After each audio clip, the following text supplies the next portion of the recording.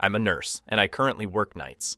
It's a total drag, but I'm hopeful I can go to days soon since some co-workers are planning retirements. Anyway, I was working one night when just after 3 a.m., my son's monitor alerted me to sound and movement. No big deal at all. He probably coughed loudly or sneezed or something. He's 3 now, so he generally sleeps all night. I bring it up on my phone, and I see him and my wife sitting on the bed. Again, no big deal. He might have cried out or gotten scared or something. I was about to close the app when I noticed they were acting strange, almost creepy. And when I say almost creepy, I mean creepy as balls. They were sitting on the bed together, both of them just staring up at the camera with blank, emotionless stares. The night vision is black and white, so they had white, eerie-looking eyes. They didn't move at all aside from their visible breathing. They just sat there staring at the camera. I close the app and give my wife a call to make sure everything is okay. I never get to call home on lunch, so in a way this is kinda nice to get to talk to my family while at work. It rings a couple times before she answers with a very groggy, "Hello?" It was like she was dead asleep when I called and she looked wide awake when on the camera. "Hey, you guys okay?" "Huh?" "Yeah, Buddy, my son's nickname, came in like 15 minutes ago. Seemed scared, so I said he could sleep with Mama." I'm confused here since I saw them in his room a minute ago. Literally 60 seconds had passed since I closed the app and made the call. "Wait, so you guys are in bed?" "Yeah, I fell back asleep right away. Everything okay? Everybody keeps waking me up." She's kind of annoyed. "Hang on a sec." I put her on speaker and bring up the app, hoping I don't see it.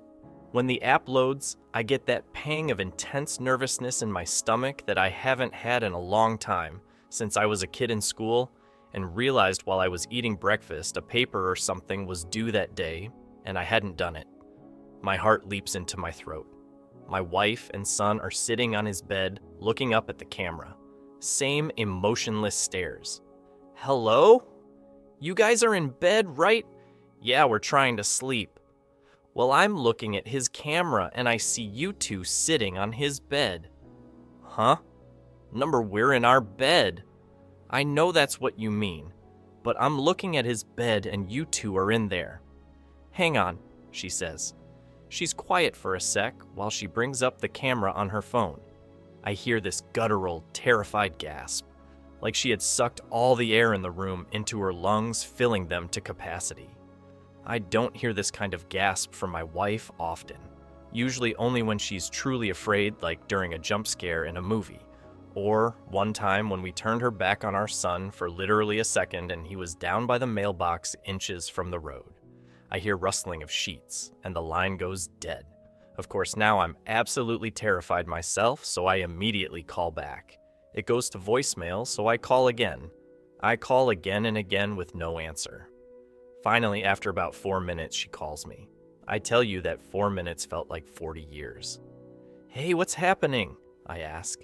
She's absolutely hysterical and crying. I can't understand a word she says. "Stop! Slow down for just a second," I say. She slows down enough to explain they are in the car and driving to her parents. She looked at the camera, and when she saw what was on it, she got up and grabbed our son and rushed downstairs and out the door. Didn't even close the garage. "Don't worry about it," I said. "I'll drive by when I get off and close it." We live in a generally safe neighborhood, so I'm not too concerned the door is up. "You will not go in there," she says. "Hell no," I return. "Why are we on the camera?" she asked. "Is it a recording?" "I don't know," I return. "I'm gonna keep watching it and see if there's anything I can tell." Do our code words with Buddy. We have code words because we're nerds. We've seen too many pod people and imposter movies, so we decided a long time ago to make code words with each other to be able to tell if one of us was an imposter. We have a couple code words, but we also have a 3-sentence story we recite together, each saying a different part alternately of each other. I hear her on the phone saying the things we taught our son. He giggles as he says them. He does every time we practice, since he thinks they're a joke and doesn't have any idea of the real meaning. We're both convinced he's our son, My wife then says our part, and I'm convinced she's her. We made up these words as a complete joke to ourselves. I never once in my life ever imagined we'd actually need them. Unreal. She got to her parents safely, and it was hard to hang up. I told her we'll figure it out in the morning, hopefully just a glitch.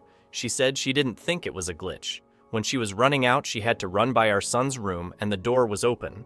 There's a little flashing light on the back of the camera that indicates it's connected to the internet.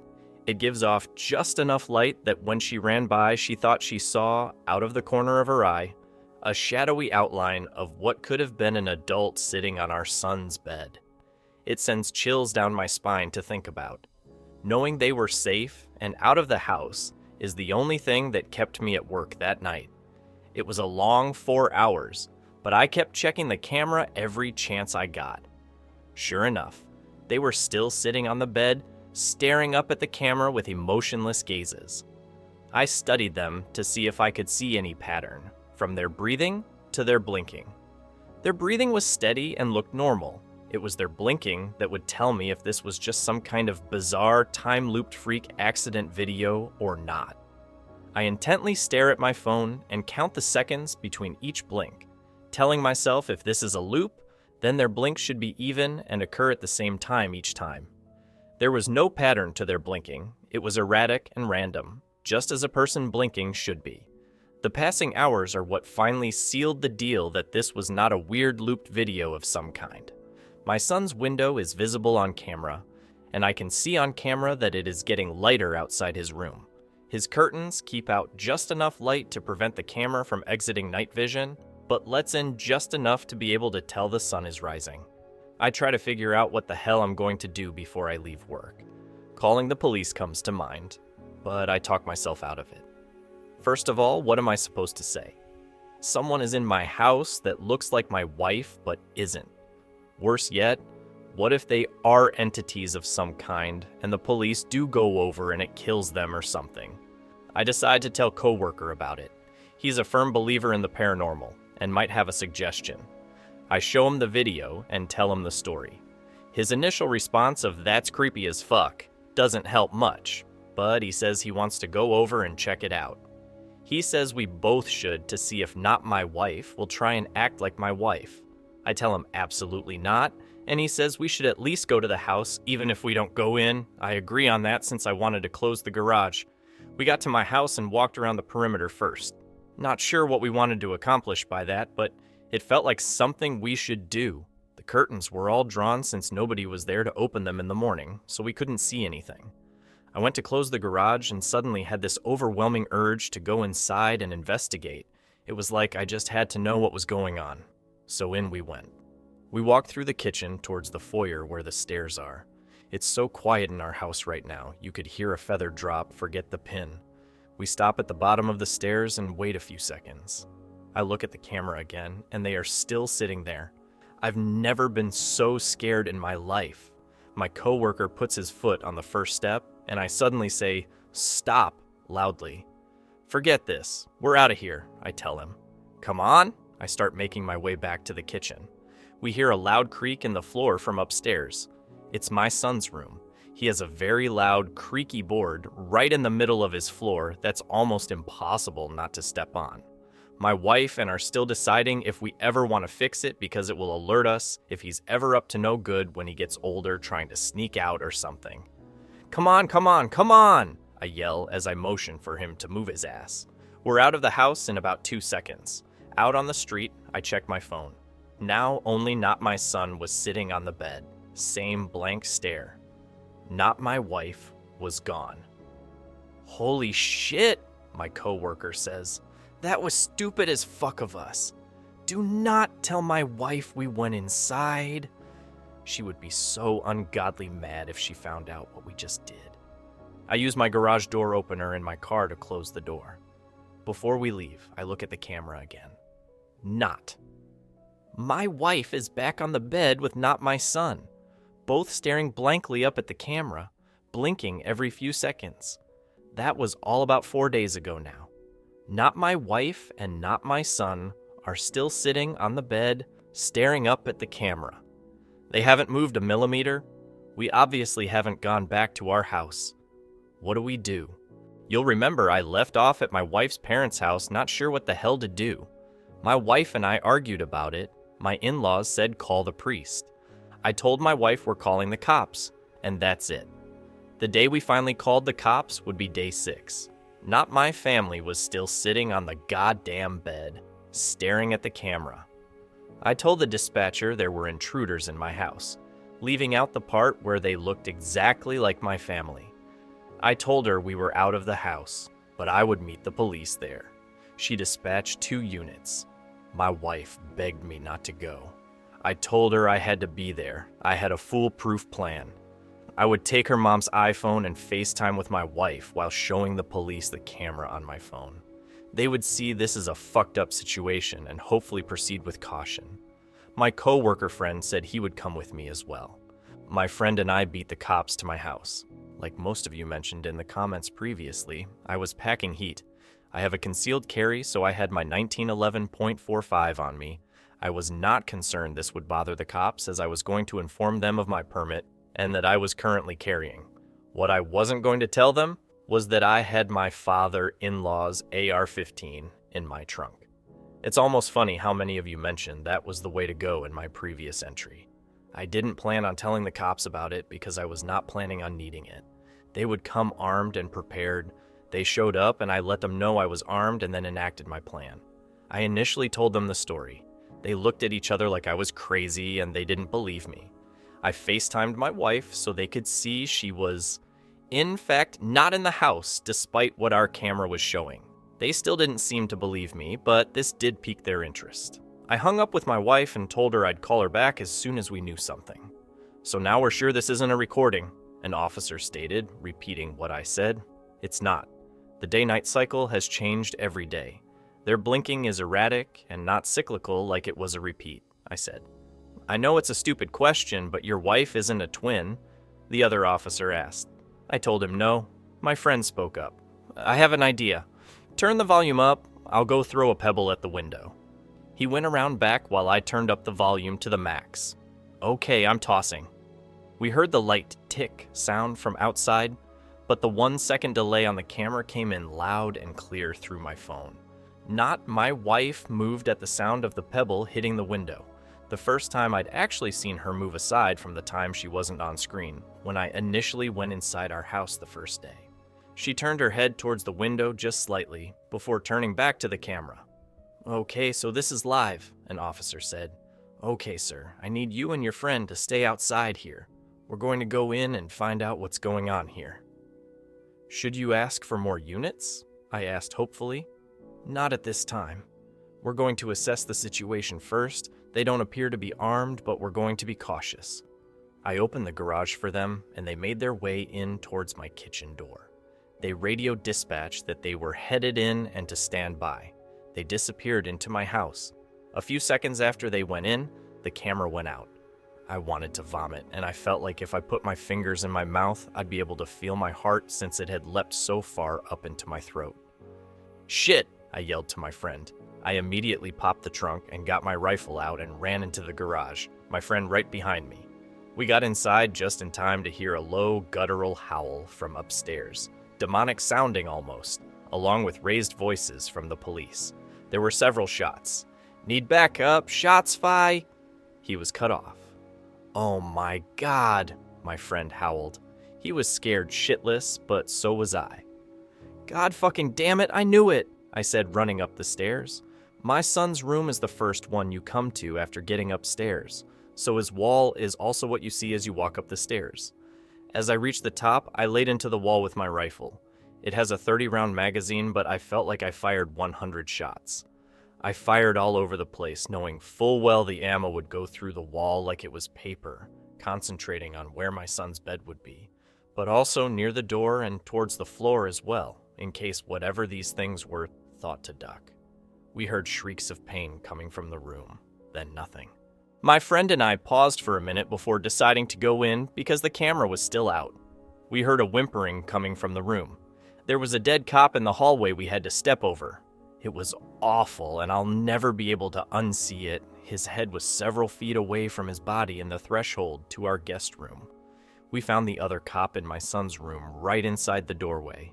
He had several large holes in his torso as if he'd been impaled. Exactly what I was afraid would happen had happened. I called the cops, and whatever these things were killed them. When we entered the room, we found the source of the whimpering was not my wife. She was laying on her back on the floor, holding her torso that was bullet-ridden and breathing heavy. The scene was awful. I can hardly put into words how awful it was. I know now, just like I did then, they weren't my family. It shouldn't have been hard. I should have been able to just go in and finish it, but instead I fell to my knees. Not my wife begged for her life. "I don't want to die, honey," she whimpered. "I wanted to have more kids. I can't die now." I looked over at not my son, who had to be dead. He'd taken 2 shots at least to the head, or what was left of it. He had several more in his torso and 1 or 2 on his legs and arms. If you have kids, seeing their lifeless, bullet-ridden body is a special kind of hell. Again, I knew it wasn't my son, but it was. I was going to be sick. I'd killed my family. I turned back to not my wife. She was acting just like my wife. It even mimicked her anxiety about death that she has had in the past year or so. "It's not her, man. I forgot my friend was even there." "It's not her. Shoot it." I know what you guys are thinking. How many times has this happened in the movies, and you scream at your TV for the main character to just shoot the imposter because it's not their loved one? I guess movies get it right somehow.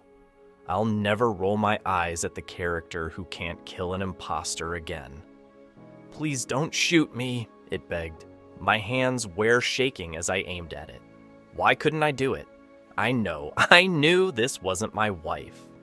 "Listen, man," my friend began calmly. "Look at it. Its blood is yellow. It's not your family." Was it yellow? It was.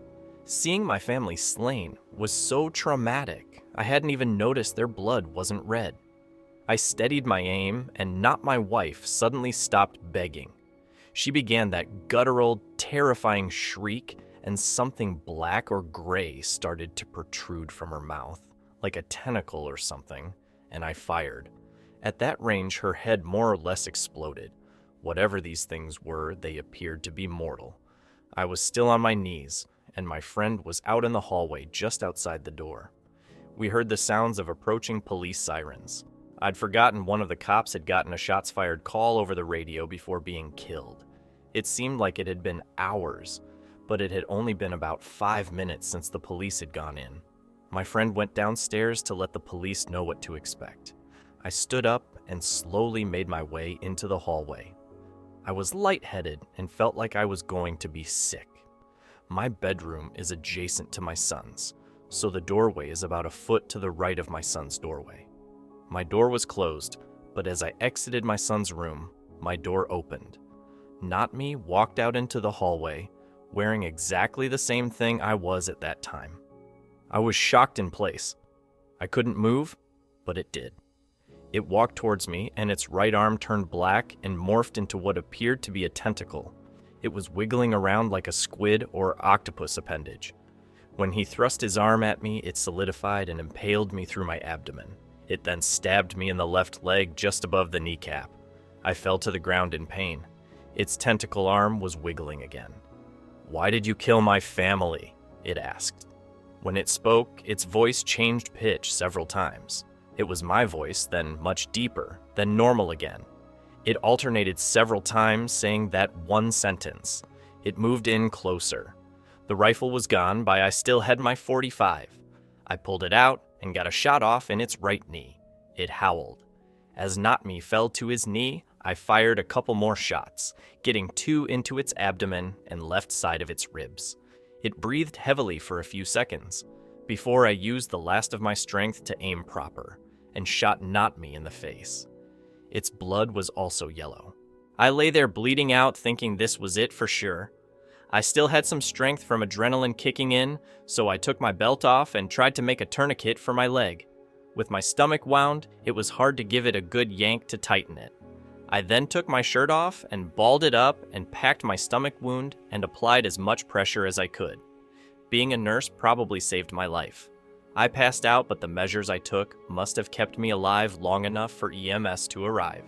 I heard raised voices and the sound of pounding coming up the stairs before I went out. It was probably a cop, but I felt pressure from somebody trying to keep my wound packed before I went out. I was in and out of consciousness as EMS arrived, along with probably every cop in the city. I was wheeled downstairs and put in an ambulance, but while I was being loaded onto the gurney upstairs, I heard cops freaking out, and rightfully so. They'd lost 2 brothers and there were 3 other bodies. Did he kill his brother? Are they twins? Probably referring to Not Me's dead body. Or his whole family. Put him on armed guard while at the hospital. He'll probably be getting charged. As I was getting placed into the ambulance, I saw my friend talking to a group of about 10 cops, all listening very intently to what he was saying. I went out again in the ambulance. I woke up in the ER. My wounds had been treated. The tentacle hadn't been more than a few inches wide, so it was just slightly larger than a large knife. They'd sewn me up, and I found that I was currently receiving a blood transfusion due to blood loss at my home. My wife had authorized them to do whatever they had needed while I was unconscious. She was also extremely pissed that I went in the house. We're okay now, but that's a story for another day. I was in the hospital for 3 weeks, since I ended up getting an infection and almost went septic. I needed quite a few antibiotics. For the entire 3 weeks, I had cops in my room with questions. After about a week, they released me and no longer had me under armed guard.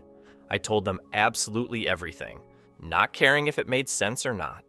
And thank God my friend had come with me since he was able to corroborate this weird story. Midway through my hospital stay, men with suits came to pay me a visit. They were government. I knew right away. They said they were FBI, but I don't know if I believe that. They wanted to talk about Not My Family. The police chief and the coroner were involved, and it was very hush-hush. They made it clear this was not to get out to the public. This is where I have to apologize probably for an anticlimactic ending to this ordeal.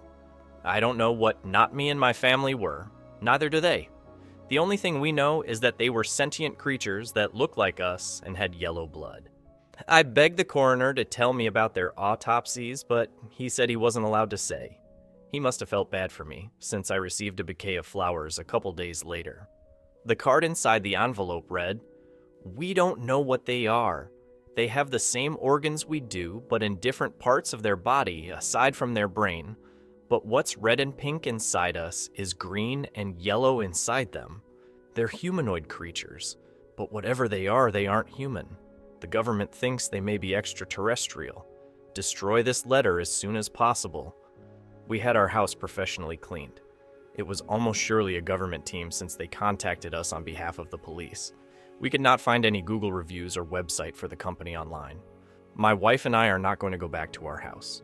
We would love to burn it down, but there's no way to do that and avoid suspicion of arson at this point. We'll end up taking a huge loss on the property since everyone in our neighborhood knows there was an incident involving multiple deaths in the house, but don't know what actually happened. It'll be hard to sell, but eventually it will. We're gonna move on from here. I told everyone at work it was a home invasion and they bought it. I'll go back to work in a couple weeks and we'll start looking for a new house. Again, I'm sorry. I know everyone wanted a concrete ending and to know exactly what the fuck those things were. But we just don't know. Alien sounds good to me. I've been thinking if they were supernatural or actual demons, gunfire wouldn't have been able to kill them. It's just hard to say. If they were aliens, why did they just sit there and creep in our house for a week? They didn't even try to take over our lives. It's hard to wrap my head around. If it is aliens, keep your eyes peeled out there. There could be more of them.